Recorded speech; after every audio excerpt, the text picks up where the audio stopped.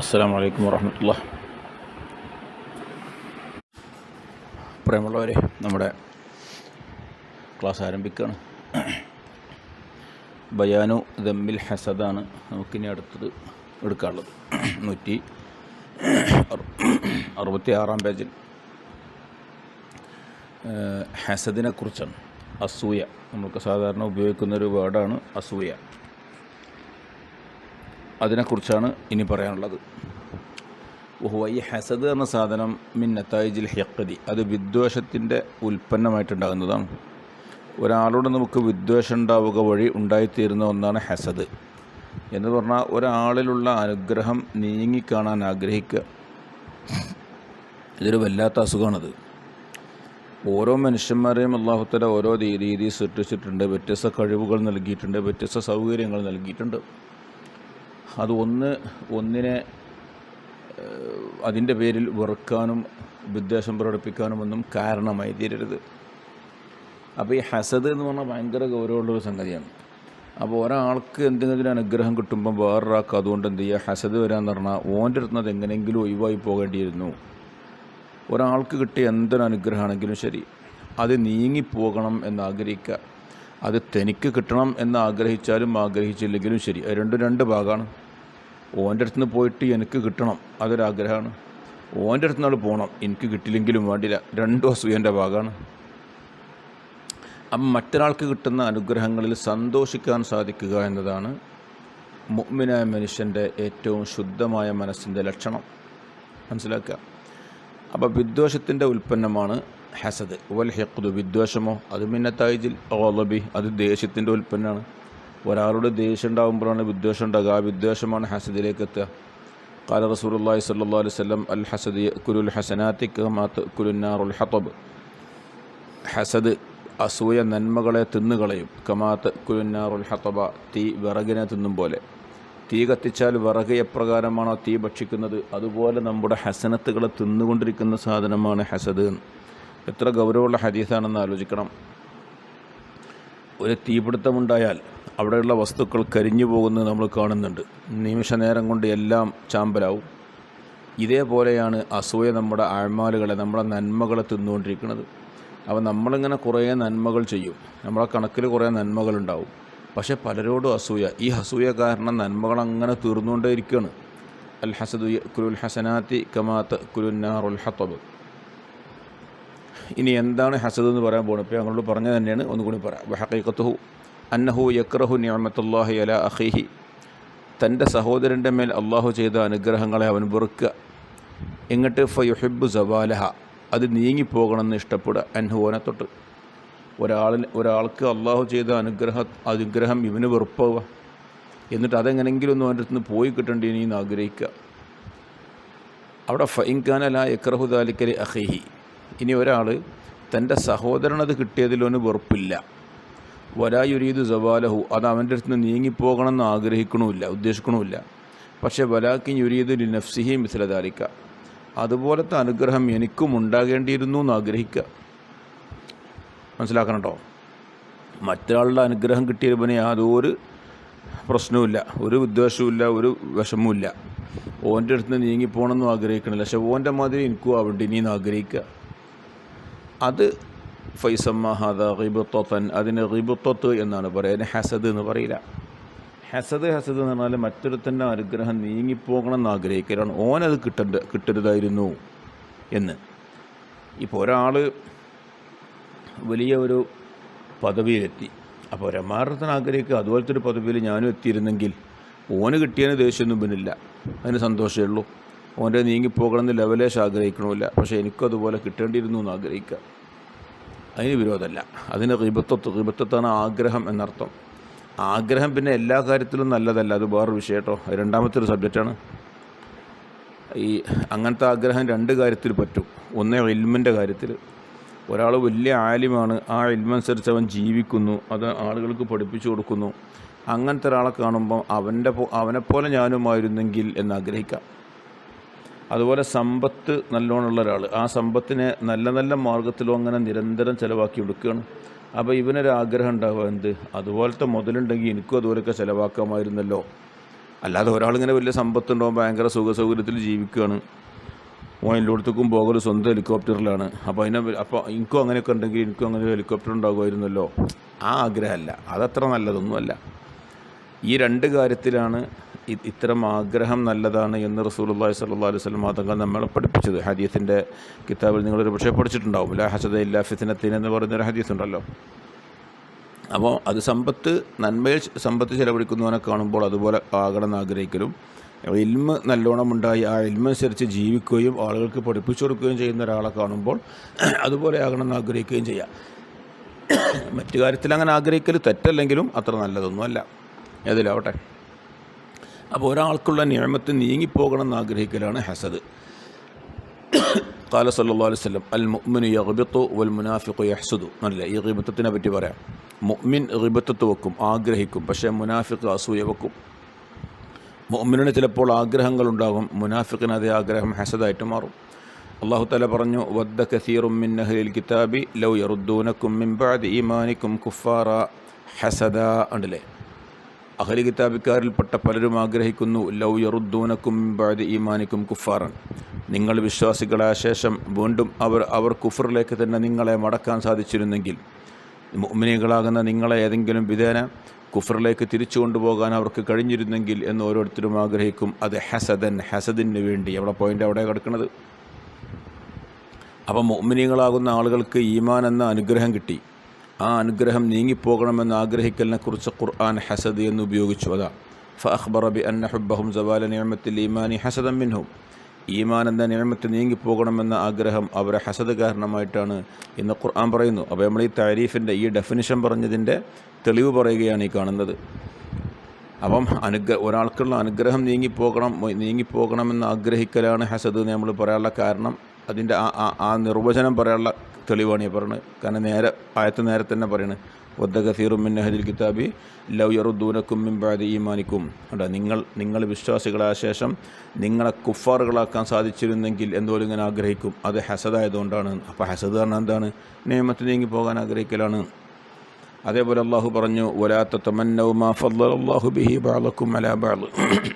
നിങ്ങൾ ആഗ്രഹിക്കരുത്, മാ ഫദ്ദലല്ലാഹു ബിഹി ബഅദകും അലാ ബഅദ്, നിങ്ങളിൽ നിന്ന് ചിലർക്ക് ചിലരേക്കാൾ അള്ളാഹു പല ഫضലും കൊടുത്തിട്ടുണ്ട്, ആ ഫضലിനെ നിങ്ങൾ ആഗ്രഹിക്കരുത്. ഒരാൾക്ക് കിട്ടിയ അനുഗ്രഹം പോലുള്ള അനുഗ്രഹം നിങ്ങൾക്ക് കിട്ടണമെന്ന് ആഗ്രഹിക്കരുത് എന്ന ആയത്ത് നേരെ പറയുമ്പോൾ അങ്ങനെ തോന്നുക.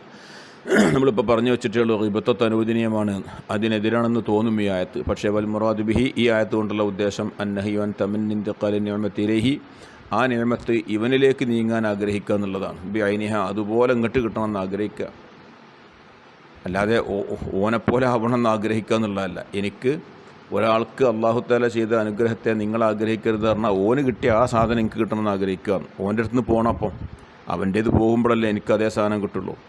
അപ്പം അതാണ് ആയത്തിൻ്റെ അർത്ഥം, എന്നല്ലാതെ അതുപോലെ മറ്റൊന്ന് എനിക്കുണ്ടാവുക എന്ന് ആഗ്രഹിക്കലല്ല. അത് അവൽ മുറാദ് ബിഹി കൊണ്ടുള്ള ഉദ്ദേശം അന്നഹി അൻ തമന്നി ഇന്തിഖാലി നിഅമത്തി ഇലൈഹി, നിഅമത്ത് അവനിലേക്ക് നേരെ കണ്ട് നീങ്ങുക, ബി ഐനിഹ നീങ്ങുക. അല്ലാതെ അമ്മാൻ തമന്ന അൻ യന്നമല്ലാഹു തആല അലൈഹി ബിമിസ്ലിഹി, അതുപോലത്തെ ഒരു അനുഗ്രഹം ഇവനിക്കും ചെയ്യുക എന്ന് ആഗ്രഹിക്കുകയാണെങ്കിൽ ഫദാലിക ഗൈറു മദ്മൂമിൻ, അത് ആക്ഷേപിക്കപ്പെട്ടതല്ല. ഇൻകാന ഫി ദീനിൻ ഫഹുവ മഹ്മൂദൻ, മാത്രമല്ല ദീനിയായ കാര്യങ്ങൾക്കാണെങ്കിൽ അത് സ്തുതിക്കപ്പെട്ട കാര്യം കൂടിയാണ്, നല്ല കാര്യവും കൂടിയാണ്. ആ ദീനിയായ കാര്യം ഞാൻ നേരത്തെ പറഞ്ഞു. അപ്പോൾ ഈ ആയത്തിൽ പറഞ്ഞ ലാ തതമന്നൗ മാ ഫദ്ദലല്ലാഹു ബിഹി ബഅദകും അലാ ബഅദ് എന്ന് പറഞ്ഞത് എന്താണ്? അവരുടേത് നീങ്ങിയിട്ട് ഇങ്ങോട്ട് കിട്ടുക എന്ന ആഗ്രഹത്തെക്കുറിച്ചാണ് എന്നർത്ഥം. ഇനി വാലം, നീ അറിയിക്കുക, അന്നലിൽ ഹസദി അസ്ബാബൻ കസീറ, ഒരാൾക്ക് ഹസദ് ഉണ്ടാവാൻ പല കാരണങ്ങളുണ്ട്. എങ്ങനെ ഒരാൾക്ക് ഹസദ് ഉണ്ടാകൽ? ഒന്ന് അദാവത്ത്, ശത്രു തന്നെ. ഒരാളോട് ശത്രുത ഉണ്ട്, അപ്പോൾ തൻ്റെ ശത്രുവിന് എന്ത് അനുഗ്രഹം കിട്ടിയാലും ഇവന് സമാധാനം ഉണ്ടാവില്ല. നമ്മളിൽ തന്നെ എമ്പാടും ഉദാഹരണങ്ങൾ നമ്മളിൽ തന്നെ ഉണ്ടാവും, വേറുള്ളിൽ നമ്മൾ കാണും ചെയ്യേണ്ടല്ലോ ഇത്തരം കാര്യങ്ങളൊക്കെ. ശത്രുത എന്ന് പറയുന്നത് ഹസദിൻ്റെ കാരണം. അപ്പോൾ ആൾക്കാരുടെ ശത്രുത ഇല്ലാതാക്കണം. നമുക്ക് ദേഷ്യമുള്ള ഒരാൾക്ക് എന്ത് അനുഗ്രഹം ഉണ്ടായാലും നമുക്ക് പറ്റൂല, സഹിക്കാൻ കഴിയൂല, അതിൻ്റെ പ്രശ്നം. മറ്റൊന്ന് തഅസ്സുദ്, അനാവശ്യമായ ദുരഭിമാനമുള്ള ആളുകൾക്ക് അതുണ്ടാവും. അപ്പോൾ താനിങ്ങനെ ദുരഭിമാനിയായിട്ട് ഇങ്ങനെ നടക്കാറും, അപ്പോഴാണ് വേറൊക്കെ എന്തെങ്കിലും കിട്ടേണ്ടത്.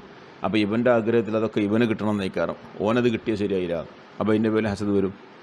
അതുപോലെ ബുഗ്ദ്, ദേഷ്യം, കിബർ, അഹങ്കാരം, ഉജ്ബ്, അഹംഭാവം, അതുപോലെ വൽ ഖൗഫു മിൻ ഫവാത്തിൽ മഖാസിദിൽ മെഹബൂബ, ഇഷ്ടപ്പെട്ട കുറേ ലക്ഷ്യങ്ങൾ നഷ്ടപ്പെട്ടു പോകുമോ എന്നുള്ള പേടി, അതൊക്കെ ഹസദിൻ്റെ കാരണമാണ്. നമ്മളെന്തെങ്കിലുമൊക്കെ അത് ലക്ഷ്യം വെച്ചിങ്ങനെ ഒരു ഉദ്ദേശം വെച്ചിങ്ങനെ നടക്കേക്കാരം പലതും ഒക്കെ ചെയ്യാൻ കഴിയുമെന്നുള്ളത്. അപ്പോൾ എന്താ പറയുക, ഇപ്പോൾ ഒരു മാസത്തിലുള്ള കുറി ചിന്തിച്ചോളി. ഇപ്പോൾ കുറി വെക്കുന്ന ആളുകളുണ്ടാവും. അപ്പോൾ ഇപ്പം ഇങ്ങനെ ചിന്തിക്കേക്കാറ് ഈ മാസത്തെ കുറി ഇട്ടിട്ട് വേണം എനിക്ക് ഇന്ന കാര്യം ചെയ്യാൻ. അപ്പം നോക്കുമ്പോൾ കുറി വേറൊരാൾക്കാ കിട്ടി, അപ്പോൾ ഓനോട് ദേഷ്യം, അസൂയ, ഇങ്ങനെയൊക്കെ ഉണ്ടാവും. കാരണം എന്തുകൊണ്ടാണ്? മെഹബൂബായ ചില ലക്ഷ്യങ്ങൾ മുന്നിൽ കണ്ടിരുന്നു, ആ ലക്ഷ്യം നഷ്ടപ്പെട്ടു പോയി, അതാ പ്രശ്നം. അപ്പോൾ ഇങ്ങനെയൊക്കെ മനുഷ്യന് ആളുകളുടെ ഹസദ് ഉണ്ടാവും. അതുപോലെ മറ്റൊന്ന് ഹുബ്ബുർ റിയാസത്ത്, നേതാവാകാനുള്ള താല്പര്യം, നേതാവാകാനുള്ള പൂതി, നേതൃത്വ താല്പര്യമുള്ളവർക്ക് എല്ലാവരോടും ഹസദൈക്കാരം. കാരണം അവൻ എൻ്റെ മുന്നിലെത്തുമോ എന്നുള്ള പേടി. ഏതൊരാൾക്കും അപ്പോൾ എന്ത് കിട്ടിയാലും ഹസദൈക്കാരം. കാരണം ഒരു നിലക്കും ആ ചങ്ങായി എൻ്റെ മുന്നിലെത്തരുത് എന്ന് ആഗ്രഹിക്കും, ഞാൻ തന്നെ മുന്നിൽ പോകണം. അതാണ് ഈ ഹുബ്ബുർ റിയാസിൻ്റെ പ്രശ്നം, നേതാവാകാനുള്ള താല്പര്യം. ഹുബുസുൻ നഫ്സ്, അതുപോലെ അവൻ്റെ ആത്മാവിൻ്റെ കീടം, ആത്മാവിൻ്റെ മോശത്തരം. ബുഖുലുഹ, അതിൻ്റെ ലുബ്ധത, എന്തെങ്കിലും ചിലവാക്കാനുള്ള ബുഖല്. ഇങ്ങനെ പല കാരണങ്ങളുണ്ടാവും ഒരാൾക്ക് മറ്റൊരാളുടെ ഹസദ് ഉണ്ടാകാൻ. കുല്ലുഹ മദ്മൂമത്തുൻ, ഇതൊക്കെ മദ്മൂമായ കാര്യങ്ങളാണ്. ഇതിന് നല്ല കാര്യം ഏതുമില്ല. വൈലാജുഹു, ഇതിൻ്റെ ചികിത്സ എന്താ? ഇതിന് പ്രത്യേകമായിട്ടുള്ള ടാബ്ലറ്റോ അതല്ലെങ്കിൽ ടോണിക്കോ അങ്ങനെയൊന്നും ഇപ്പോൾ എവിടെയും കിട്ടാണ്ടാവില്ല. ഇതിൻ്റെ ചികിത്സ എന്ന് പറയുന്നത്, ഈ ഹസദ് ചികിത്സിക്കാനുള്ള ചികിത്സ എന്ന് പറഞ്ഞാൽ അന്നക്കത്തായാലും നീ മനസ്സിലാക്കുക, അന്നൽ ഹസദ ലററുൻ അലൈക ഫി ദുനിയ വൽ ആഖിറ, ദുന്യാവിലും ആഖിറത്തിലും ഹസദ് ലററാണ്, ബുദ്ധിമുട്ടാണെന്ന് മനസ്സിലാക്കുക തന്നെ. നമ്മളൊരു കാര്യം ചെയ്യുകയാണെങ്കിൽ ദുന്യാവിലൊരു ഗുണം വേണം, അല്ലെങ്കിൽ ആഖിറത്തിലൊരു ഗുണം വേണം, രണ്ടാലൊന്ന് വേണമല്ലോ. ഹസദ് കൊണ്ട് ദുന്യാവിലും നമുക്ക് നാശമുള്ളൂ, ആഖിറത്തിലും നാശമുള്ളൂ. ആഖിറത്തിലെ നാശപ്പം എല്ലാവർക്കും അറിയാമല്ലോ, നമ്മൾ നേരത്തെ പറഞ്ഞു, ഹസനത്തും മുഴുവൻ തിന്നു പോവുകയാണ്. ഉള്ള ഹസനത്തും മുഴുവൻ നശിച്ചായിട്ട് ആഖിറത്തേക്ക് എന്ത് കാര്യമുള്ളത്? എന്നാൽ പിന്നെ ദുന്യാവിൽ വല്ല കാര്യമുണ്ടോ? ദുന്യാവിൽ ഒരു മനസ്സമാധാനം ഉണ്ടാവില്ല. ആലോചിച്ച് നോക്കൂ, ഒരാൾക്ക് ഹസദാട് തുടങ്ങിയാൽ വല്ല മനസ്സമാധാനം ഉണ്ടാവും. കാരണം ഓനെ തൻ്റെ ശത്രുവായിട്ട് കണ്ടു, അവന് കിട്ടുന്ന എല്ലാ അനുഗ്രഹവും ഇവരിങ്ങനെ ടെൻഷൻ കൂടുകയാണ്. ഓൻ പിന്നെയും നന്നാവാണ്ടില്ലേ, ഓന് പിന്നെയും കിട്ടിയല്ലോ ആ അനുഗ്രഹം, അല്ലെങ്കിൽ ഓൻ പിന്നെയും പഠിച്ചല്ലോ, അല്ലെങ്കിൽ ഓന് പിന്നെയും സമ്പത്തുണ്ടായല്ലോ. ഇതിനൊക്കെ ഇവൻ ദേഷ്യം പിടിച്ച് ഇവനിങ്ങനെ ടെൻഷൻ അടിച്ച് സ്ട്രെസ് എടുത്തിട്ട് ഇങ്ങനെ കഴിയണം. ഒരു സുഖം ഉണ്ടാവില്ല ജീവിതത്തിൽ. അസമാധാനം മാത്രമേ ഉണ്ടാവുള്ളൂ, സമാധാനക്കേട് മാത്രമേ മനസ്സിനുണ്ടാവുള്ളൂ. എന്ത് സുഖമാണ് പിന്നെ ജീവിതത്തിലുള്ളത്? നേരെ മറിച്ച് എല്ലാവർക്കും കിട്ടുന്ന അനുഗ്രഹം അൽഹംദുലില്ലാ, റാഹത്ത്, അതിലൊക്കെ സന്തോഷിക്കുക. ഒരു മുഅ്മിനിന് കിട്ടുന്ന സന്തോഷത്തിലൊക്കെ നമ്മൾ സന്തോഷിക്കുക. എന്ത് സുഖമുള്ള ജീവിതമാണ്, ആഖിറത്തിൽ അതിലും വലിയ സുഖമാണ്. അപ്പം ഹസദ് എന്ന് പറഞ്ഞാൽ ഇത് ബുദ്ധി കൊണ്ട് ചിന്തിക്കേണ്ട കാര്യമാണ്. ഹസദ് കാരണം എനിക്ക് എൻ്റെ ദുന്യാവും ആഖിറും രണ്ടും സമാധാനക്കേടിലാവുകയാണ്, രണ്ടും നശിക്കുകയാണെന്ന് മനസ്സിലാക്കിയാൽ മതി. അപ്പോൾ ഇത് മാറിക്കാൻ കഴിയും. അതാ അമ്മാ ഫി ദുന്യാവിൽ ഫലി അന്നക്ക തതഅദ്ദാ ബിദാലിക, അതുകൊണ്ട് നീ പ്രയാസപ്പെടും. വഹുവ റജീഉക, അത് നിൻ്റെ കൂടെ കിടപ്പുകാരനായിരിക്കും. ലാ യുഫാരിഖുക ലൈലൻ വനഹാറൻ, രാവും പകലും നിന്നെ വേർപിരിയാതെ നിൻ്റെ കൂടെ കിടക്കുന്നയാളായിരിക്കും ഈ ഹസദ്. അത് തന്നെയാണ് ഏറ്റവും വലിയ പ്രയാസം. എന്നാൽ ദീനാണെങ്കിൽ ഫഹുവ തുസ്ഖിതു ലിനിഅമത്തില്ലാഹി തആല, അള്ളാഹുവിൻ്റെ നിഅമത്തിനോട് ദേഷ്യം വെക്കലാണത്. വഹുവ സവാബുല്ലഹു, അത് ആ വ്യക്തിക്ക് കൂലിയാണ്. വദംബുൻ മക്തൂബുൻ അലൈക, നിൻ്റെ മേൽ എഴുതപ്പെട്ട ദോഷവുമാണ്. നീ ഹസദ് വെക്കുമ്പോൾ നീ അള്ളാഹിൻ്റെ നിയമത്തിനെ നിഷേധിക്കുകയാണ് ചെയ്യുന്നത്. വേറൊരാൾക്ക് അള്ളാഹ് നിയമത്തോടത്തിന് എനിക്കെന്താ? നീയാണ് അതൊക്കെ തീരുമാനിക്കുന്നത്. അപ്പം നീ ദേഷ്യം പിടിക്കുമ്പോൾ ഓനതൊക്കെ സവാബായിട്ട് മാറും. നീ ആരോടാണോ അസൂയ വെക്കുന്നത് അവന്, നിനക്കിതൊക്കെ തെറ്റായിട്ട് ദോഷമായിട്ട് ഇങ്ങനെ എഴുതി വെക്കപ്പെട്ടുകൊണ്ടായിരിക്കുന്നു. അപ്പോൾ ആഖിറത്തിൽ നിനക്കിതുകൊണ്ട് നഷ്ടം, ദുന്യാവിലും നഷ്ടം. ഫൈദാലിം തദാലിക, ഈ ബോധം നിനക്കുണ്ടായാൽ വലം തക്കുൻ സ്വദീഖൻ ലി അദുവിക, നീ നിൻ്റെ ശത്രുവിൻ്റെ സ്വദീഖ് അല്ലെങ്കിൽ, ശത്രു എന്ന് പറഞ്ഞാൽ ഹസദ് കേട്ടോ, ഹസദിൻ്റെ സ്വദീഖായിട്ട് നീ നിൽക്കാൻ ഉദ്ദേശിക്കുന്നില്ലെങ്കിൽ, ആരെങ്കിലും ശത്രുവിൻ്റെ സുഹൃത്താവോ? ഹസദ് നമ്മുടെ ശത്രുവാണ്.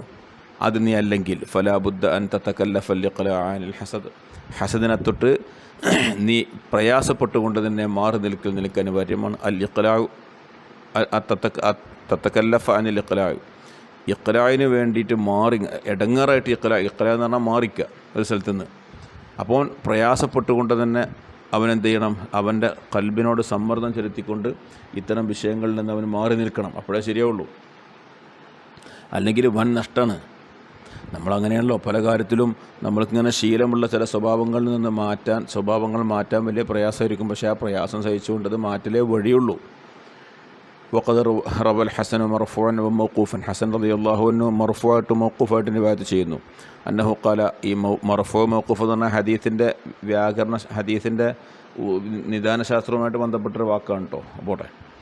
അന്നഹു ഖാല, നബി തങ്ങൾ പറഞ്ഞു, സലാസത്തുൻ ഫിൽ മുഅ്മിൻ, മുഅ്മിനിലുള്ള മൂന്ന് സ്വഭാവങ്ങൾ, ലഹു മിൻഹുന്ന മഖ്റജുൻ, ആ മുഅ്മിന് അതിൽ നിന്ന് രക്ഷപ്പെടാനുള്ള വഴിയുമുണ്ട്.